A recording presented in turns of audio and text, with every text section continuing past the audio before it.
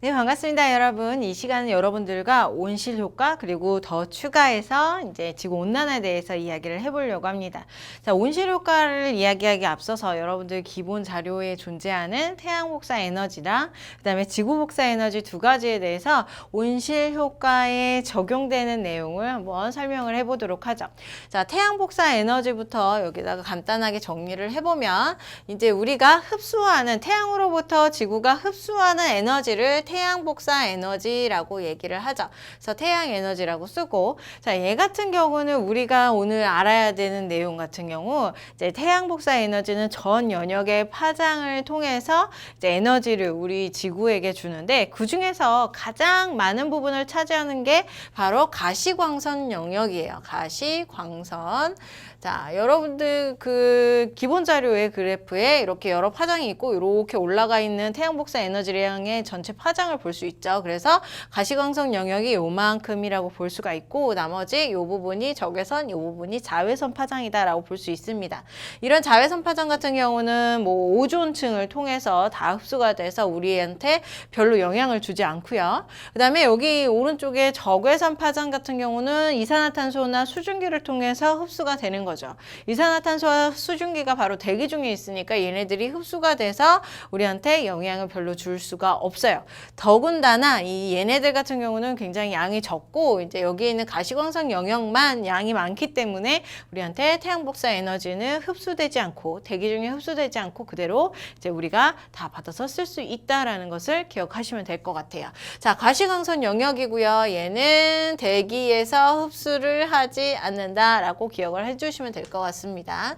자, 그 다음 이제 얘 말고 얘만큼 이 태양 복사 에너지를 흡수한 만큼 지구도 방출을 해야 돼요. 그것을 이제 지구 복사 에너지라고 얘기를 하죠. 얘를 왜 방출을 해야 되냐면 내가 에너지를 흡수하면 계속 지구의 온도는 올라갈 수밖에 없죠. 그러면 이렇게 계속 올라가게 되면 이제 지표면도 높고 모든 생명체들이 죽으면서 이제 지구는 사라지게 될 겁니다. 그래서 이것을 방지하고자 내가 열을 흡수를 했으면 그만큼 동일한 양으로 방출을 해야 되는데 그 방출하는 에너지를 우리는 지구 복사 에너지다 라고 볼 수가 있는 겁니다. 자, 얘 같은 경우 적외선으로 주로 방출을 해요. 적외선, 이제 가시광선, 자외선 이런 거 전혀 없이 적외선 영역에서 이제 방출을 하게 되고요. 이 적외선은 이미 앞에서도 얘기했다시피 대기 중에 있는 수증기와 그 다음에 이산화탄소가 흡수를 한다라고 볼 수가 있죠.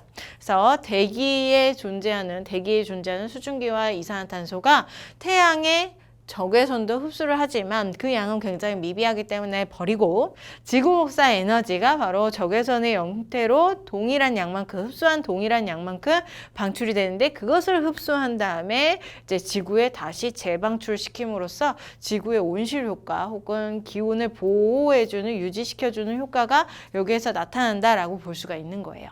자.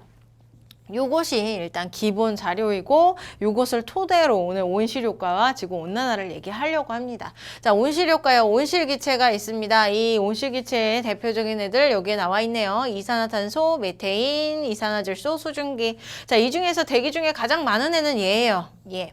자, 얘를 제외하고 가장 온실 효과의 기여도가 높은 애가 누구냐면 요 놈이죠.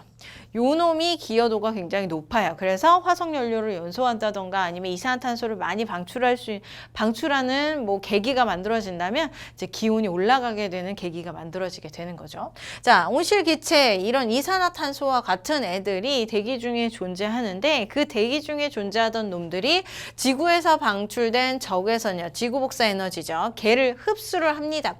흡수를 하고 그 다음 또 무엇을 할 거냐면 지표면에 다시 재방출을 할 거예요. 재방출.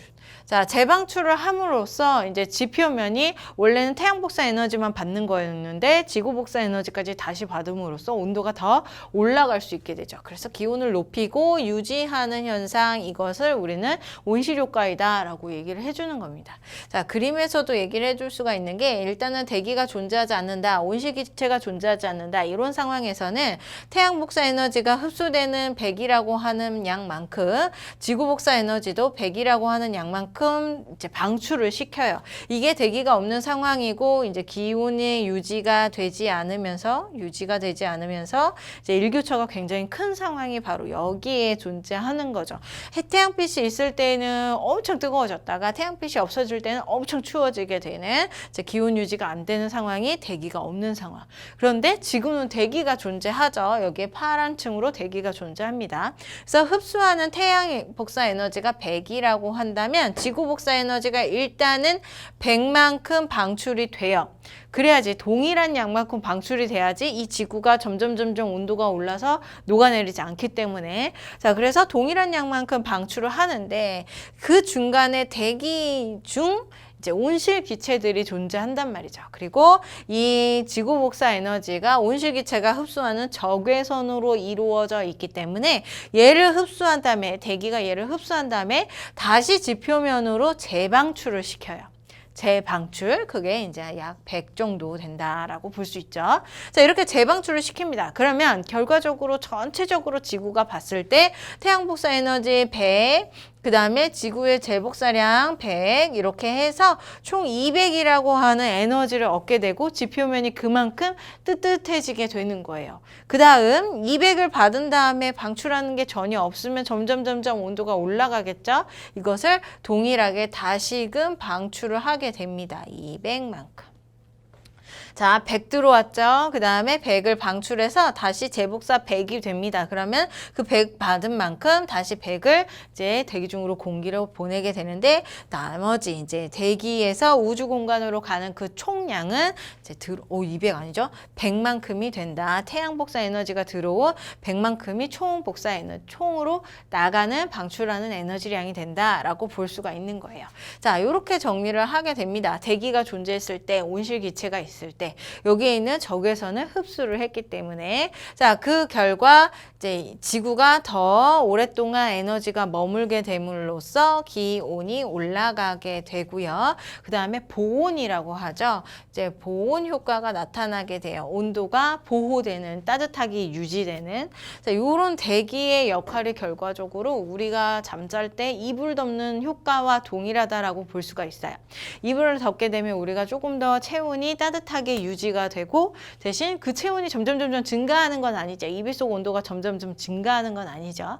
우리가 외부로부터 받은 온도를 이제 방출을 하게 되는데 이불을 덮음으로써 이불이 그 방출되는 에너지량을 조금 더 닫아주고 그 다음에 이제 나중에 더 방출할 수 있게 도와주는 효과가 바로 이불에 있다 혹은 대기에 있다라고 얘기를 해줄 수가 있겠습니다.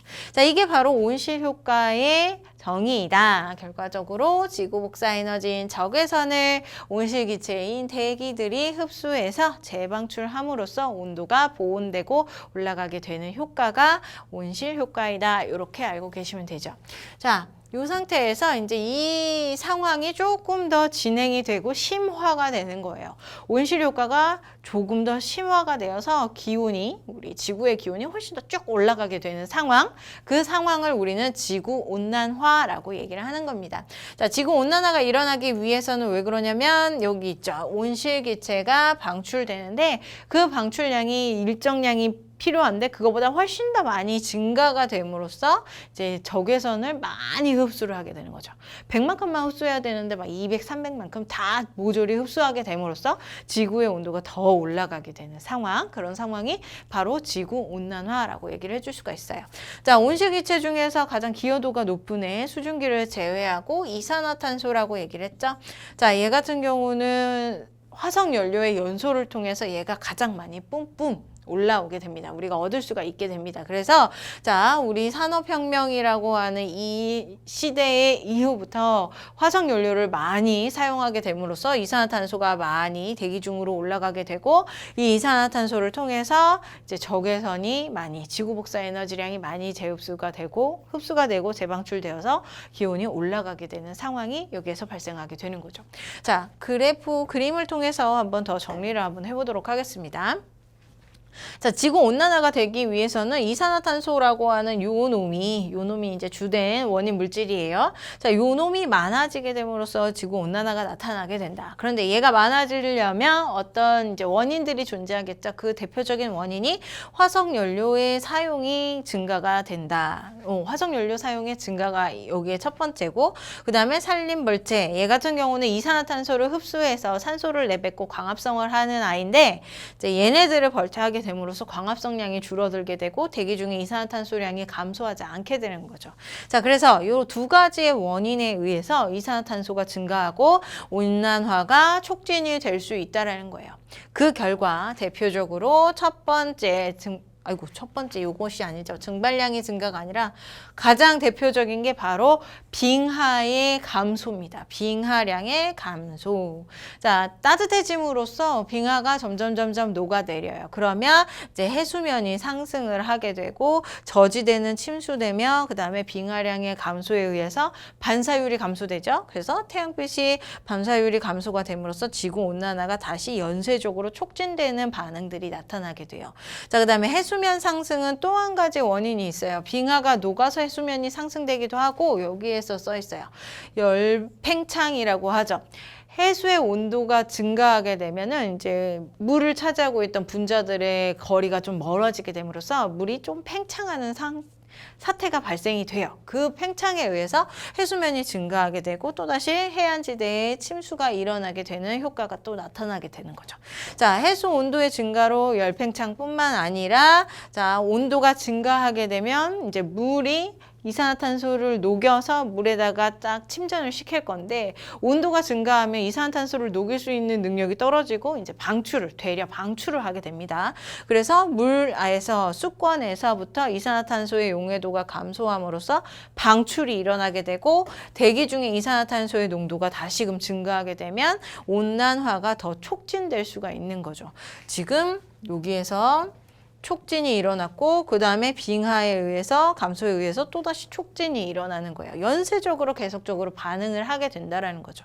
또 다른 원인, 또 다른 결과도 여기에 있습니다. 지구 온난화에 의해서 이제 증발량이 증가하고 따뜻해지니까 증발량이 증가하고 이상 기후 변화들이 나타나요. 뭐 태풍의 빈도가 증가한다던가 토네도가 증가한다던가 이런 식으로 자, 수증기량과 함께 이상 기후의 현상들이 나타나게 되는 것이 바로 지구 온난화의 결과이다라고 볼 수 있겠습니다.